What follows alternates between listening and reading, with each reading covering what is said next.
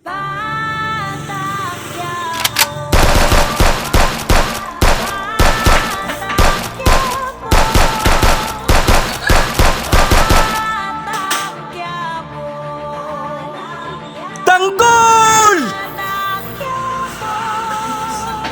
Sama-sari man ang hamon ay walang inatasan. Makatampilan ang mga sugat ng mga laban kong nilampasan. At sa kabila ng mga hirap at masakit ako ay nasanay sa mundong magulot maingay. Matitira lamang ay mga matibay. Tanggol! Nandito ako! Inambahan, parang Quiapo. Hanggang ngamunin ang lumakalang kahit sigura ay kumakalap. Parang Quiapo. Dugo at pawis at nilaan para sa pamilya ay nakipagsapalaran. Sa marmakot at talagang pinagmulan kaya naman siya'y binansaga.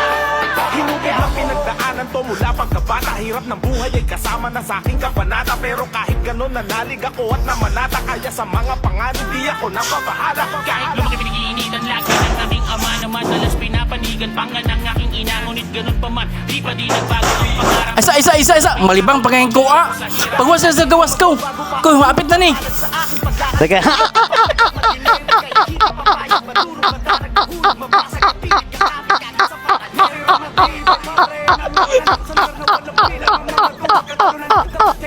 Handa ka makipagkabulan. Yan ang kapalaran ng isang batang Quiapo. Sama-sari man ang hamon ay walang Batang Quiapo, March 25, 2024. Noy at Tinding, okay pa ba sila sa sitwasyon sa Caballero family?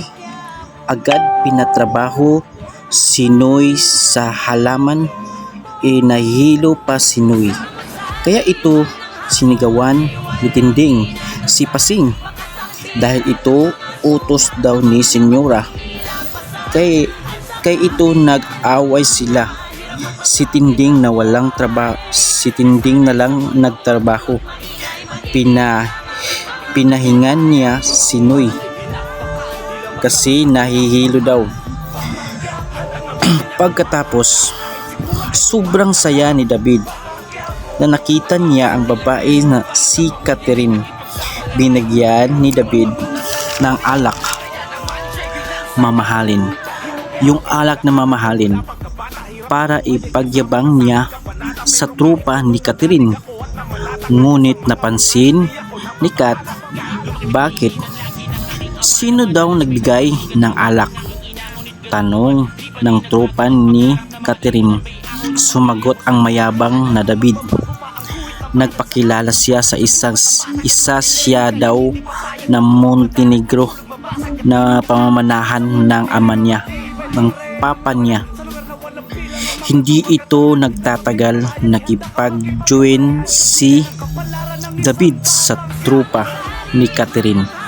Kaya ito nagmamayabang, nag-usap sila, ni-enjoy nila ang life nila. Pagkatapos, si Rigor naman ang alamin natin. Hindi tumitigil si Rigor sa pagsampa ng kaso ni Espinas. Pero may nakuha na silang matibay na ebidensya laban kay Espinas. Pumunta si Rigor sa kaniyang kataas-taasan na si Colonel Suarez para maipakita niya ang matibay na ebidensya. Naaprubahan bigla at handa nila kumilos. Pagkatapos, si Tanggol hindi mapigilan ang emosyon niya. Naawa si Tanggol sa kasamahan niya kasi minsan lang sila nagkahiwalay. Sobrang lungkot si Tanggol. Nakikita niya sa kanya para ayaw niyang lumabas. Nag-iisip si Tanggol sa mga pag-uunlad niya sa labas para gusto niya yumaman. Paano niya yayaman. Anong gagawin niya? Umaga na. Hindi natutuwa si Tanggol sa paglaya niya dahil inisip niya ang tropa niya. Lumapit si Inting kay Tanggol. Sinabi niya, "Laya ka na, Tanggol. Ikamusta na lang ako sa magulang ko." Naiiyak si Tanggol, haguluhol ang pag-iyak niya dahil nagkalayo na sila sa tropa niya. Lumapit si Marcelo.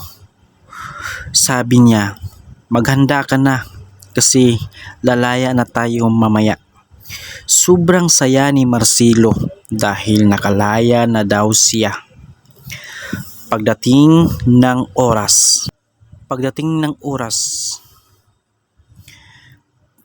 pinasa ni Tanggol ang paper niya sa paglaya niya. Kinausap siya ni Espinas.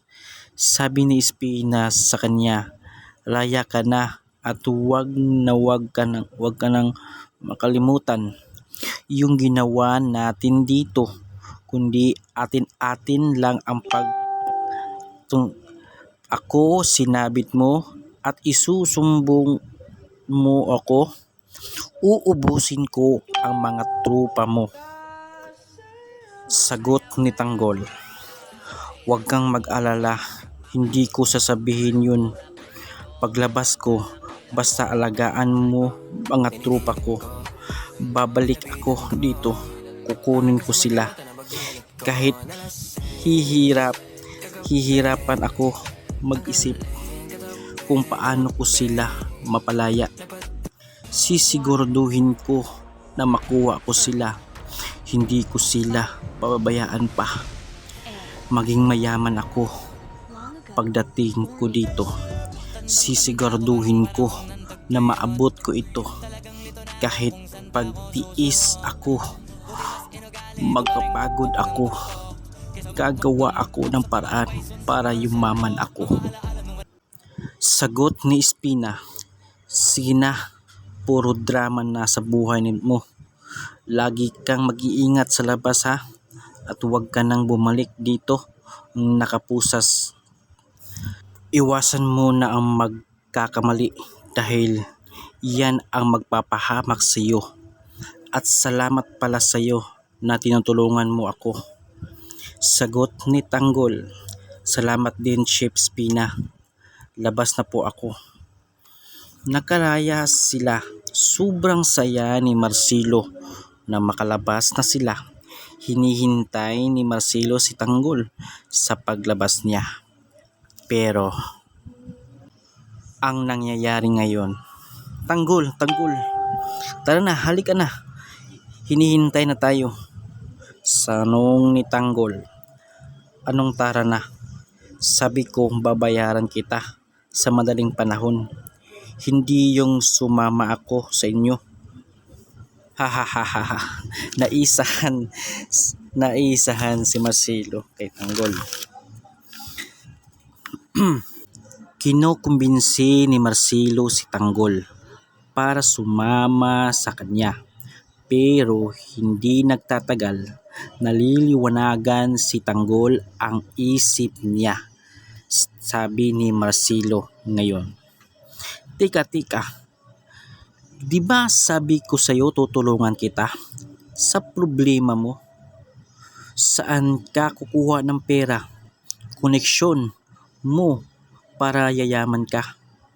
Kaya ako tutulong sa iyo para mga plano mo makuha mo. Sumama ka na sa akin, ako ang bahala sa iyo." Sabi ni Tanggol, "Sige, isang kondisyon. Tutulungan mo ako na mapatay ang taong nagbaril ni Mokang para mabigyan ng hustisya ang pagkamatay niya." Sabi ni Marcelo, "Sige, akong bahala, pero huwag mamadaliin. Pag pinagdaliin mo ito, mawawala din ang lahat. Kailangan pinagplanuhan muna.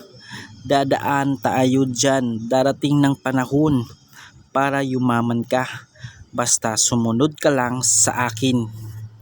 Anong plano ni Tanggol ngayon? Sumama ba siya o hindi? Comment down below guys. Thank you guys.